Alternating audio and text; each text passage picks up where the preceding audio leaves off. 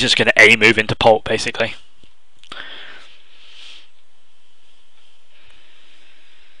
So Stephano now positioning his army, just waiting for these last ultras and festers and lings to pop, and then he's going to go.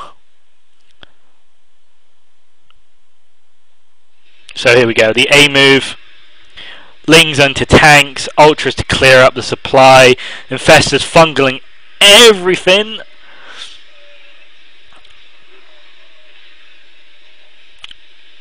Ultras just tearing through infantry, lings reinforcing, infestors fungling. Again, Stephano has 40 lings on the way, just clearing up everything. Infestors just gone right now, but it doesn't matter anymore. Yeah, Ultra's just leading the charge, just chopping up everything right now. And Stephano's still producing 34 lings, 2 Ultras. Just constant production by Stephano right now. Again, I really don't like these small ling engagements. I know he's got enough, but it would just be so much better if he waited 10 seconds and got, 30 more lings rather than just attacking with, 20. Just little things like that just can make your play so much more cost effective. But right now the game's pretty much won. I think Stephano knows that. So again, just absolutely ravaging Polt's army. Polt has nothing left.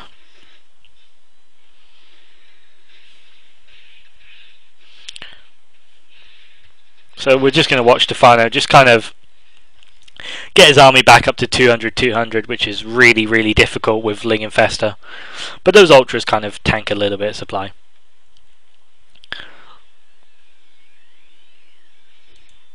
Again, just droning up here. And just going for the kill.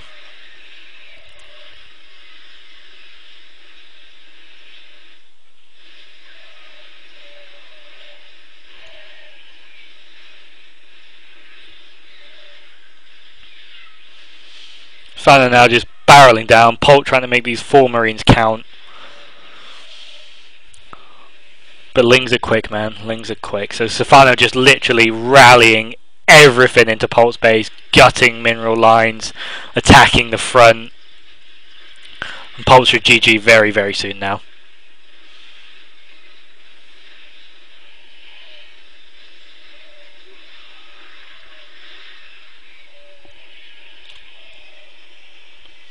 So Polt GG's, and just brilliant Ling Infestor play by Stephano. He made this so popular in ZVT.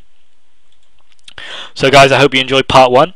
I'm just going to go to a quick 30-second break while I load the next replay and, nurse my poor throat since I'm killing right now. So yeah, just give me 30 seconds and we'll be back.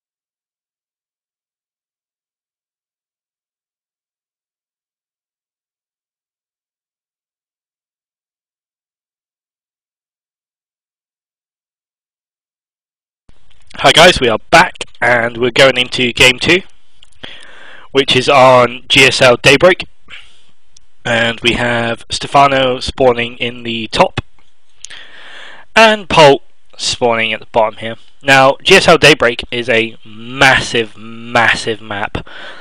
Literally, for the Terran to attack they have to come down this ramp here, then they have to push along here. So come all the way around. Oh look, there's rocks there. Never mind, you can't do that way. So you have to come all the way around here. And then finally you arrive at the Zerg's natural ramp. So again, a massive map. Lots and lots of pathways though. So you've got to be really careful if you're playing against a Zerg here. Especially Stephano, as those Lings can get everywhere.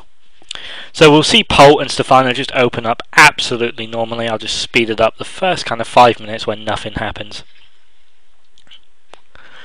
So we'll see Stephano go for that 15 hatch yet again.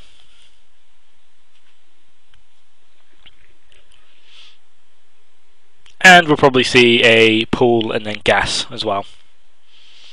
Awesome, awesome. Normal stuff, normal stuff. So we see Polt coming now. We'll just slow it right down again. See Polt coming for a little bit of marine aggression, marine bunker aggression, which is absolutely standard. There's nothing to worry about as long as you kill off this bunker. So Stephano now bringing 4 drones just to be that extra bit safe, just to stop this bunker. Again, just making every drone count.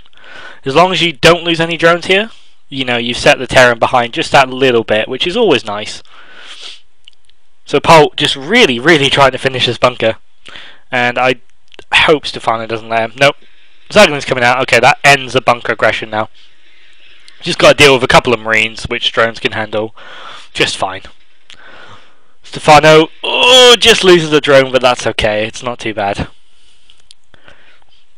So we'll see Stephano now. Just get enough gas for speed. A little bit extra because he was distracted. But that's absolutely fine. Stephano, obviously, you know, really good with Overlord placement. Just one here, one up top here, and he will eventually send one down here as well, just to watch for drops. So as you see him, you know, just generally do what every good Zerg does, which is a couple of lings and just nothing but drones. Polt now going for this standard reacted Hellion play. And Stephano handles reacted Hellions this map by a Roach Warren. Now, most people say you don't need a Roach Warren to defend against Terran. I say that on a map like this, where your natural is massive and these bits are really tight, this is really tight, you know, he can get around here. If he can get himself there with Hellions, it's going to be very bad news for just nothing but lings. So Stephano opting for the Roach Warren just to push back these Hellions, stop them getting up this ramp and stop them landing here. I mean, on a choice of map to open Roach Warren, I think this is probably the best one to do it and the best example to give as well. So Stephano also scouting to see if he's gone for that early command center along with the reactor Hellions, but Polt is being really smart and just building it in his main base. So right now Stephano just making every ling count, you know, making sure that his ramp is secured from Hellion run-bys, and also just spreading his overlords out nicely. So Stephano just waiting for that Roach Warren to pop, making sure these Hellions aren't going to ramp run him. And Polt just not wanting to be risky at all. Okay, Polt's going for the ramp run now. But a few lings are enough just to push back the Hellions. Just long enough. Stephano should probably be using his queen to block the ramp, but obviously then the Hellions can get around here. And this is exactly why you open roaches on this map. 9 roaches on the way now for Stephano. I feel that's slightly too much. So right now Stephano has produced 9 roaches. Now 9 roaches aren't used for defense. Basically, if you open 9 roaches and just leave them at your natural, that's a lot of minerals and a lot of gas wasted. So Stephano is actually going to be aggressive with these roaches, which is the only option for opening 9 roaches against a Terran. You have to be aggressive with them. So we'll see Stephano push out with these roaches and reinforce with 18 Zerglings. Another good indication of he's going to be aggressive with this attack. And Stephano, now, this is a mistake I see a lot of people making. They will do this sort of attack with, you know, between 8 and 10 roaches. They'll do this sort of attack. And they'll follow up with, you know, some lings to reinforce, to surround, to do damage. But they'll never stop making lings. They basically just keep hammering lings and hammering lings. And what that does is if the Terran is ready for this attack, he kills all your roaches, he kills all your lings, and then he kills everything you reinforce with. You've literally just wasted, 15 to 20 lava on lings that have done nothing when those lings could have been drones. So again, Stephano's showing his absolute Zerg genius by droning behind an aggressive build. This shows that Stephano knows what's up. He knows that this attack isn't going to kill him, and he also knows that I need to get drones behind this. So it's just, again, just these subtle little things that Stephano does that just gets him ahead in the game. So we'll see what Stephano does here. So obviously he scouts these Hellions just wandering about his base, so he pulls back, just pulls enough roaches and lings to defend against these Hellions, while still going at it with his main roach force of 8 roaches there. Again, Stephano is not looking to kill with this attack, he's looking to gain back map control and scare the Terran into being defensive. So we'll see a perfect example of that. Basically, he sees that the Terran's reclused into his base, there's no command center there, and there is just no need to attack right now. So what he's going to do is he's going to try to bust down this, just cause a little bit of fear in the Terran, and realizing that he is not going to get in here. Oh wow, okay, that's a mistake from Polt. Right now, Hellions are doing a little bit of damage over here. So let's just pause for just a second right now. I don't like this, okay? Stephano has managed to kill 6 workers, which, again, isn't terrible. But if you think about it, Stephano has lost, what, 3 roaches? 10 to 15 lings? It's not a good trade. Stephano should have done this attack, maybe try to bust down the supply depot, but I would just pull straight back, handle this and expand, which Stephano is doing. But again, he has lost, if he loses this, he's lost all his map control. And this means that expansion is incredibly unsafe and incredibly greedy. So again, Stephano just smelling blood and going for it, rather than just taunting the Terran, taunting Polt into playing defensive. He's actually just playing straight into Polt's hands right now. So we'll carry on. So these Hellions get cleaned up, didn't do too much damage, 3 workers killed. Stephano again just busting down, losing these roaches. Okay. Now, why didn't I like that? Well, basically, Stephano now only has 10 lings. And a couple more at home.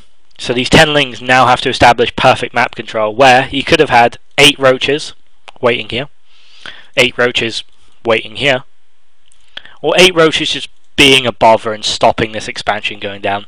Instead, now he has 10 lings to control the entire map. He has nothing to prevent Polt from taking this expansion, and all he achieved really was a supply depot and a few workers. I don't like that at all from Stephano. Stephano's play is so genius in so many ways, but I think he likes to go for that early kill rather than the early advantage. So we'll carry on playing here. So Stephano now has no map control whatsoever. He has a few lings, but obviously Hellions or a Marine Ball will clear out those lings fairly easily. He also has a 3rd expansion with no defense, he has no creep spread, and he has 0 map control. And also Polt has managed to get this expansion out almost uncontested for the sake of a few SCVs and a supply depot. So Stephano now just needing to take map control again. And Stephano just going for an attack right now with these really few lings. Again, he's just gonna lose a couple and pull back, which is what he should have done with those roaches, to be perfectly honest. So Stephano just establishing a nice bit of map control, even though he could have had it for a lot cheaper, and just making sure Polt hasn't took that early 3rd. Stephano currently on 47 drones to 31 harvesters, and that's just really good. He's also leaving a hit squad of lings just at this top here. Violet has made this play really, really popular. Violet's sole kind of play is ling hit squads. So basically he waits until he sees the army moving here, and he just runs in and guts a mineral line. and it also causes the Terran army to kind of pull back and